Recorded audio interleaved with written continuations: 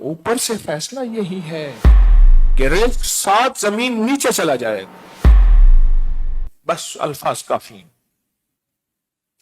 کتنے مالدار غریب ہو جائیں گے، کتنے غریب فقیر ہو جائیں گے، کتنے فقیر مسکین ہو جائیں گے. میری بات پہ غور کیجیے گا. اور مسکین اسے کہتے ہیں جس کے پاس خود کئی دن کئی ہفتے ہو ہی نہ کچھ کھانے کو. آقا کا فرمان ہے، مفہوم ہے، ہر روز ریٹ لسٹ اوپر سے طے ہوتی ہے عرشوں سے. آج اس چیز کا اتنا ریٹ ہے، آج اس چیز کا اتنا بھاؤ ہے، آج اس چیز کی اتنی قیمت ہے. 7 زمین رزق نیچے چلا جائے گا. ڈھونڈنے والے نہیں ڈھونڈ سکیں گے. پھر ہم بادشاہوں کو برا بھلا کہیں گے، ان کی وجہ سے مہنگائیاں آئیں. پھر کہیں گے حکومتیں بدلیں، بادشاہتیں بدلیں. پھر وہ آئیں گے تو مہنگائیاں بڑھ جائیں گی. پھر کہیں گے یہ بادشاہ آئے اس کی وجہ سے، پھر اور آئے گا تو اور بڑھ جائے گی. میرا بادشاہ، آپ کا بادشاہ بے بس ہے، میری آپ کی طرح. اوپر کا فیصلہ یہی ہے. اس لیے حدیث کے الفاظ کا مفہوم ہے، بدترین مشغلہ بادشاہوں کو برا بلا کہنا ہے، حکمرانوں کو. اوپر سے فیصلہ یہی. وہ ہمارے بس میں ہے ہی نہیں. ہم بادشاہوں کے پیچھے پڑے ہوئے ہیں کہ ان کی وجہ سے مہنگائی ہو گئی ہے. فلاں حکومت آئی ہے تو اس نے یوں کیا، فلاں آئے تو یوں کیا، فلاں آئے یوں کیا. 100 دن تبصرے کر کے نا ان چیزوں پہ شوگر بھی ہو گیا، بلڈ پریشر بھی ہو گیا، ٹینشن بھی ہو گئی، روٹی روزی بھی گئی. السلام علیکم. کوئی شخص یہ چاہتا ہے کہ اس کو اللہ پاک کی رحمتیں، برکتیں، دولتیں، عزتیں سدا ملتی رہیں. وہ مہینے میں صرف 3 راتیں اللہ کو دے دے. پورے مہینے میں زندگی کی 3 راتیں کمالات آپ کے سامنے بیان کروں. میرا خیال گمان ہے کہ ان 3 دنوں میں دنیا بند ہو جائے اور ہر بندہ کہے کہ ہر چیز بند ہے بس، اور میرے پاس کو نہ راستہ ہے نہ کوئی منزل ہے. آنے والے حالات ہوائیں بتا رہی ہیں. ہوا چلتی ہے، بادل بنتے ہیں، آپ کہتے ہیں بارش ہونے والی ہے. ہوا چلتی ہے کسی اور رخ کی، آپ کہتے ہیں آندھی آنے والی ہے. ہواؤں کے رخ آپ خود دیکھتے ہیں. کوئی ہواؤں کے رخ بادل بتاتے ہیں، کوئی ہواؤں کے رخ آندھی بتاتے ہیں. ہر ہوا بادل والی نہیں ہوتی، ہر ہوا بارش والی نہیں ہوتی. اسی طرح ہواؤں کے رخ بتا رہے ہیں کہ کیا ہونے والا ہے. آثار بتا رہے ہیں مہنگائیوں کے نام پہ، آثار بتا رہے ہیں چیزوں کے نام پہ، آثار بتا رہے ہیں جو ہوائیں فضا پوری دنیا میں چلی ہے. آنے والا وقت کیسا ہوگا یہ آثار بتا رہے ہیں. یہ ذہن نشین رکھیں، آنے والا وقت کیسا ہوگا. رزق 7 زمین نیچے چلا جائے گا. اب 7 زمین نیچے سے کون لے آ رزق؟ خود سوچیں. چلو کہتے 10 فٹ 100 فٹ نیچے ہے تو بندہ کھود کے نکال لیتا. 7 زمینیں کون کھودے؟ جس کے عمر سے 7 زمین نیچے رزق جائے گا پھر اسی کا پاؤں پکڑیں، پھر وہی لے آئے گا. آپ اپنے لیے دعا کریں، کسی اور کے لیے کریں. مجھے یاد ہے میں نے تو ان راتوں میں جس کے لیے دعا کی تھی اور اپنے اس کے ساتھ کسی نے روح مانگی، روح ملی، رزق مانگا، رزق ملا، اللہ مانگا، اللہ ملا، اس کا حبیب مانگا، حبیب ملا، اور پتہ نہیں کیا کچھ ملا. مجھے تو یاد ہے. اور یہ صرف میرے لیے نہیں ہے، میرے ساتھ نہیں ہے، ہر اس شخص کے ساتھ جو اللہ اس کے رسول پہ ایمان رکھتا ہے، اس شخص کے ساتھ جو کہتے ہیں آمنت باللہ وملائکتہ وکتبہ ورسلہ والیوم الآخر والقدر خیرہ وشرہ من اللہ تعالی والبعث بعد الموت.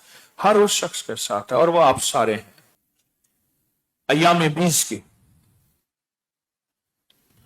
13 14 اور 15 چاند کی صرف 3 راتیں اللہ کو دے دیں.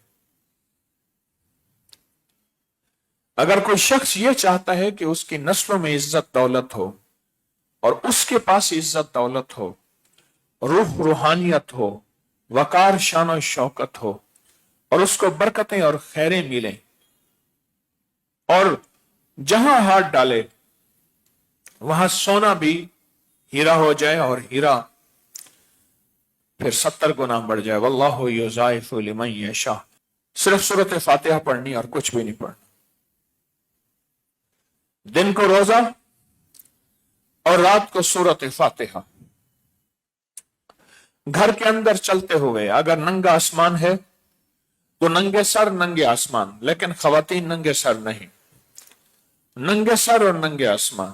اور اگر ننگا آسمان نہیں ہے، گھر کا کمرہ ایسا ہے، جگہ ایسی ہے جس میں ننگا آسمان نہیں ہے، تو وہی سب سے جو میسر ہے وہی مؤثر ہے، جو مل گیا ٹھیک ہے۔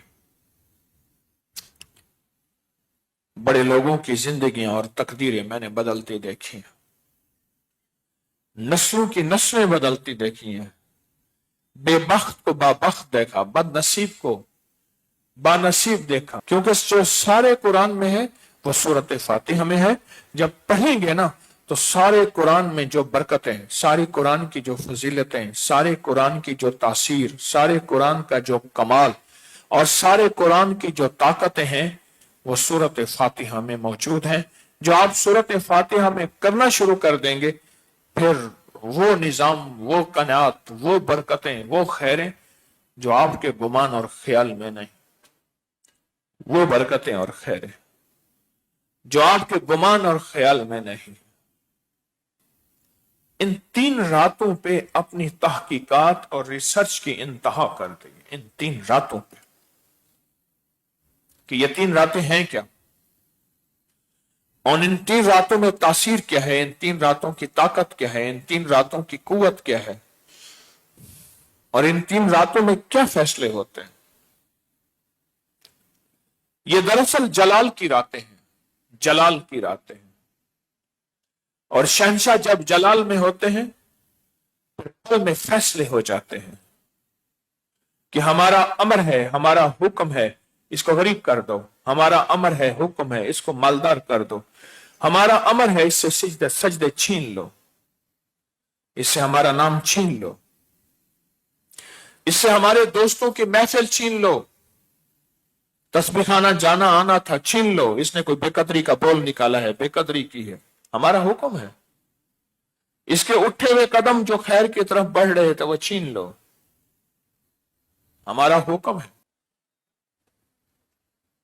سورۃ فاتحہ، رات، روزہ، سورۃ فاتحہ، رات، روزہ، اور راتیں بھی 3 جن میں جلال ہی جلال۔ اپنی زندگی میں مہینے میں 3 راتیں بھی نہیں ہیں۔ خوشخبری بھی سن لیں۔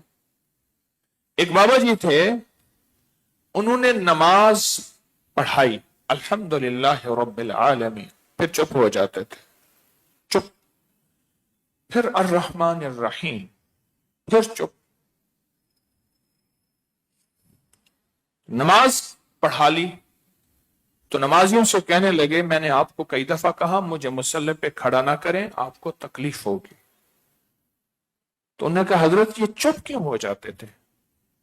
اور جب میں الحمدللہ رب العالمین پڑھتا ہوں اس کا اللہ جواب دیتا ہے، جواب جب تک سنتا نہیں تھا اگلی آیت پڑھتا نہیں تھا، اس کا جواب ہے حمدنی عبدی، میرا بندہ میری تعریف کر رہا ہے۔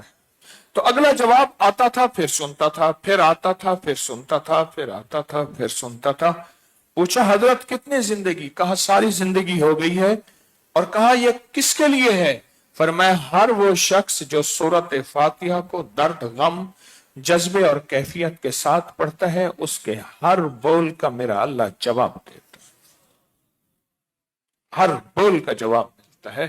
سورۃ فاتحہ کی 7 آیاتیں یعنی 7 بول ہیں، تو اللہ پاک بندے کو 7 بولوں کا باقاعدہ جواب دیتا ہے۔ اب بولے، باقاعدہ جواب دیتا ہے کہ میرا بندہ تو مجھ سے ہم کلام ہے، مجھ سے باتیں کر رہا ہے، مجھ سے ہم کلام ہے، مجھ سے باتیں کر رہا ہے، تو تیری ہم کلامی باتوں کا تجھے جواب دوں گا، تیری ہم کلامی اور باتوں کا تجھے جواب دوں گا۔ اب اگر آپ چاہتے ہیں اللہ پاک آپ کو باقاعدہ سورت فاتحہ کا جواب دے، اور ایک وقت پھر ایسا آتا ہے اگر کوئی بندہ ان 3 راتوں پہ محنت کر لے اور کرتا چلا جائے کرتا چلا جائے کرتا چلا جائے، ایک وقت آتا ہے کہ اللہ پاک پھر کانوں سے آواز کو سنواتا ہے، اور کانوں سے آواز جب تک سن لے بندہ اگلی آیت نہیں پڑھتا۔ جیسے بعض لوگ ہیں جب تک آقا کہ روضہ اطہر سے جواب سن لیں تو ان کو چین نہیں آتا۔